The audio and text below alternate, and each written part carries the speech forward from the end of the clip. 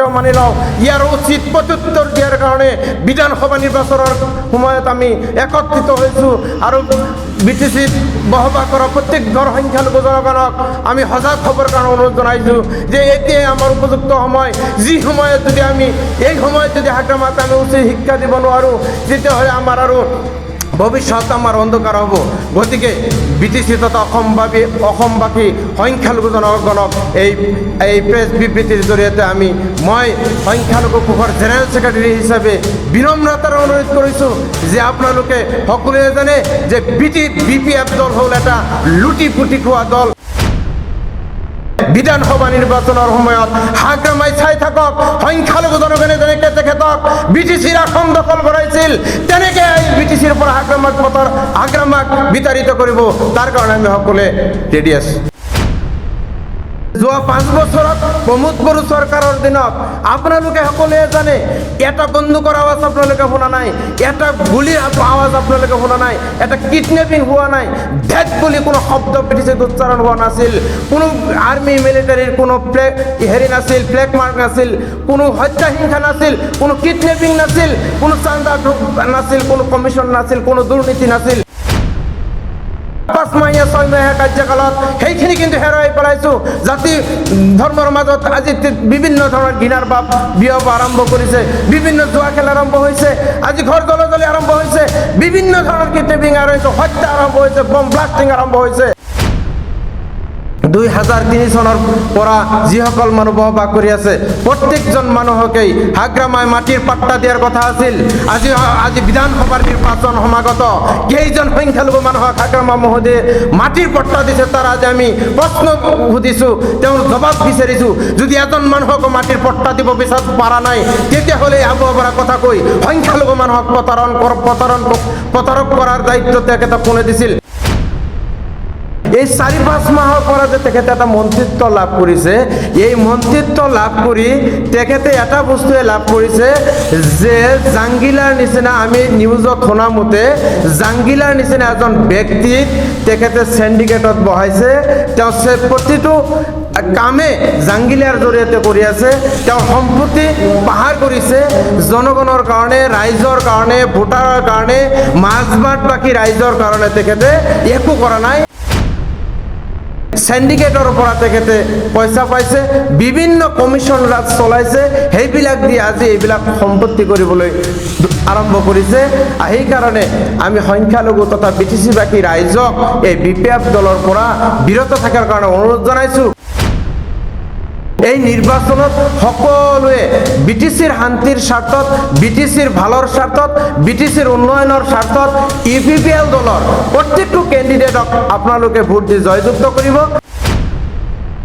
নমস্কাৰ শ্ৰদ্ধাৰ আমাৰ EPPL দলৰ মাইনৰিটি সেলৰ মোৰ সহকৰ্মী সাধাৰণ সম্পাদক আমিনুল্লাহ সাহাব সম্পাদক চাবান আলী ডাঙৰীয়া উপসভাপতিকে আদি কৰি মোৰ সহকৰ্মীসকল শ্ৰদ্ধাৰ সাংবাদিক বন্ধুসকল আজি আপোনালোকক মাতি এটা প্ৰেছ কনফাৰেন্স দিয়াৰ উদ্দেশ্যই হ'ল আগন্তুক আগন্তুক এছেম্বলি ইলেকশ্যন 9 তাৰিখত হ'ব লগা নিৰ্বাচন সংক্ৰান্তত আমি মাইনৰিটি সেল তৰফৰ পৰা অসম তথা BTC-বাসী ৰাইজক কিছু ক'বলগীয়া কথা গুৰুত্বপূৰ্ণ কথা আমি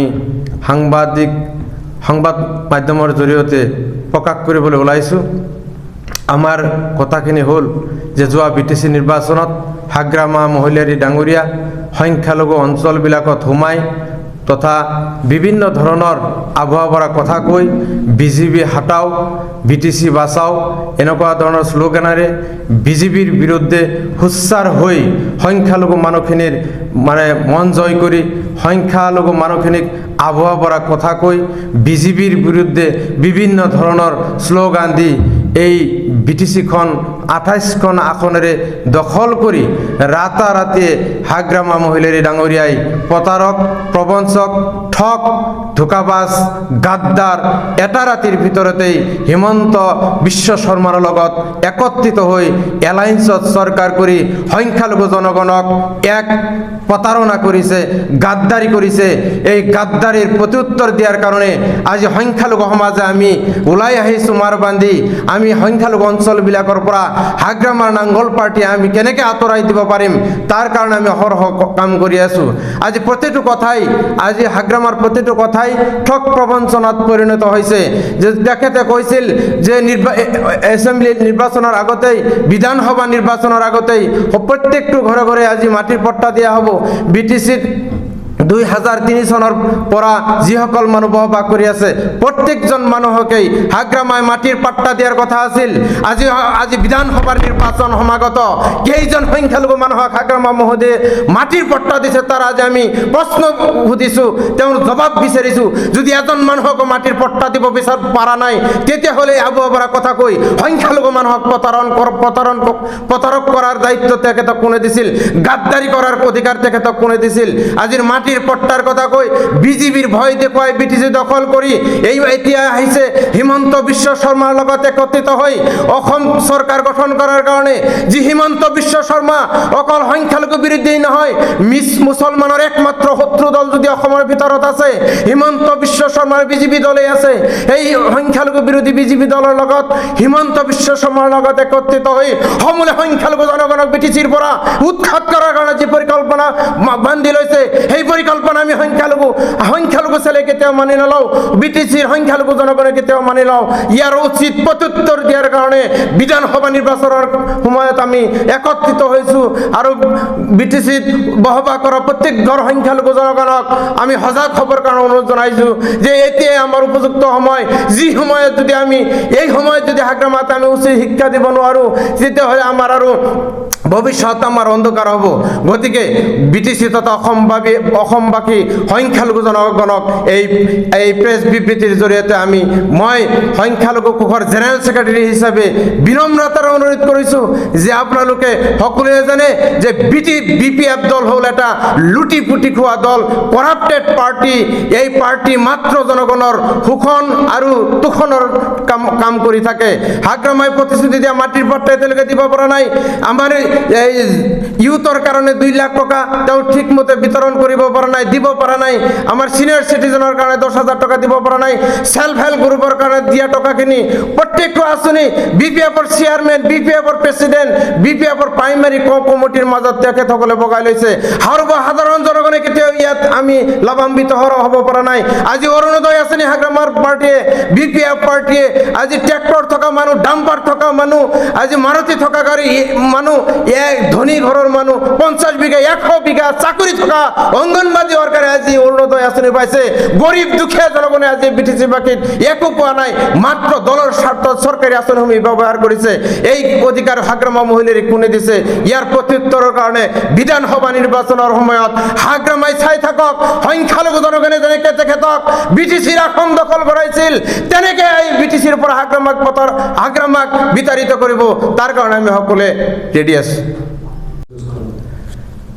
চৰণ বড়োৰ বিৰুদ্ধে আমাৰ পৰিকল্পনাটো এনেকুৱা ধৰণৰ যে বহুদিনৰ পৰাই এই বাঁছবাট সমষ্টিৰ চৰণ বড়োৱে বিধায়কৰ নিচিনা এটা আসন দখল কৰি আছে, কিন্তু আমাৰ সংখ্যালঘু অঞ্চলত তেওঁৰ কোনো অৱদান নাই, কোনো ধৰণৰ কাম তেখেতে কৰিব পৰা নাই।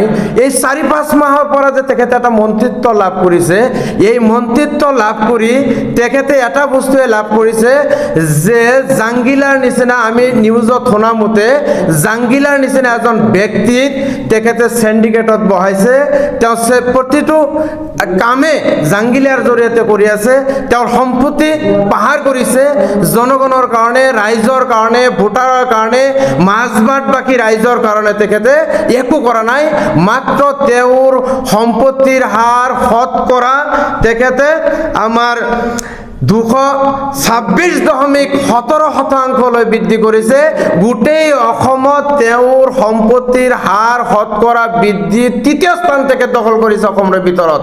এজন বিধায়ক হৈ 5 মাহৰ এটা মন্ত্ৰী হৈ ইমান টকা পইচা সম্পত্তি কেনেকৈ ঘটিল? মাত্ৰ দুৰ্নীতিৰ জৰিয়তে তেখেতে এইবিলাক কৰিবলৈ পাইছে। সিন্ডিকেটৰ পৰা তেখেতে পইচা পাইছে, বিভিন্ন কমিশ্যন ৰাজ চলাইছে, সেইবিলাক দি আজি এইবিলাক সম্পত্তি কৰিবলৈ আৰম্ভ কৰিছে। সেইকাৰণে আমি সংখ্যালঘু তথা বিটিচিবাসী ৰাইজক এই BPF দলৰ পৰা বিৰত থকাৰ কাৰণে অনুৰোধ জনাইছোঁ। আহা 9 তাৰিখৰ যিটো নিৰ্বাচন হ'ব, এই নিৰ্বাচনত সকলোৱে বিটিচিৰ শান্তিৰ স্বাৰ্থত, বিটিচিৰ ভালৰ স্বাৰ্থত, বিটিচিৰ উন্নয়নৰ স্বাৰ্থত UPPL দলৰ প্ৰত্যেকটো কেণ্ডিডেটক আপোনালোকে ভোট দি জয়যুক্ত কৰিব। আৰু আমি ৰাইজক প্ৰতিশ্ৰুতি দিওঁ যে যোৱা 5 বছৰত প্ৰমোদ বড়ো চৰকাৰৰ দিনত আপোনালোকে সকলোৱে জানে, এটা বন্দুকৰ আৱাজ আপোনালোকে শুনা নাই, এটা গুলিৰ আৱাজ আপোনালোকে শুনা নাই, এটা কিডনেপিং হোৱা নাই, ডেথ বুলি কোনো শব্দ বিটিচিত উচ্চাৰণ হোৱা নাছিল, কোনো আৰ্মি মিলিটাৰীৰ কোনো হেৰি নাছিল, ফ্লেগ মাৰ্ক নাছিল, কোনো হত্যা হিংসা নাছিল, কোনো কিডনেপিং নাছিল, কোনো চান্দা নাছিল, কোনো কমিশ্যন নাছিল, কোনো দুৰ্নীতি নাছিল। এনেকে এটা সুশাসন প্ৰমোদ বড়ো ডাঙৰীয়াই বিটিচিত প্ৰৱৰ্তন কৰিছিল আৰু আমি শান্তিত বসবাস কৰিবলৈ পাৰিছোঁ। আপোনালোকে সকলোৱে জানে যে আজি বিটিচি অঞ্চলত বিভিন্ন জাতি ধৰ্মৰ মানুহে আমি বসবাস কৰোঁ। এই বিটিচিত আজি যোৱা 5টা বছৰত প্ৰত্যেকটো জাতি জনগোষ্ঠীৰ লগত আমি ভাতৃত্ববোধেৰে জীয়াই থাকিবলৈ পাৰিছিলোঁ। আজি 5 মাহীয়া 6 মাহীয়া কাৰ্যকালত সেইখিনি কিন্তু হেৰুৱাই পেলাইছোঁ। জাতি ধৰ্মৰ মাজত আজি বিভিন্ন ধৰণৰ ঘৃণাৰ ভাৱ বিয়প আৰম্ভ কৰিছে, বিভিন্ন জুৱা খেল আৰম্ভ হৈছে, আজি ঘৰ জ্বলাজ্বলি আৰম্ভ হৈছে, বিভিন্ন ধৰণৰ কিডনেপিং আৰম্ভ হৈছে, হত্যা আৰম্ভ হৈছে, বম ব্লাষ্টিং আৰম্ভ হৈছে। এনেকে যদি বিটিচিত অশান্তি হৈ থাকে তেতিয়াহ'লে আমাৰ নিশ্চয় অহা দিনবিলাকত বিটিচিত এক অশান্তিৰ পৰিৱেশ সৃষ্টি হ'ব। গতিকে বিটিচিৰ শান্তি ৰক্ষাৰ স্বাৰ্থত, বিটিচিৰ ডেভেলপমেণ্টৰ স্বাৰ্থত আমাৰ প্ৰমোদ বড়ো ডাঙৰীয়াৰ নেতৃত্বত যি UPPL দল চলি আছে, এই দলৰ প্ৰত্যেকটো প্ৰাৰ্থীক ট্ৰেক্টৰৰ ছবিত ভোট দিয়াৰ কাৰণে মই বিনম্ৰতাৰে অনুৰোধ জনাইছোঁ। ধন্যবাদ।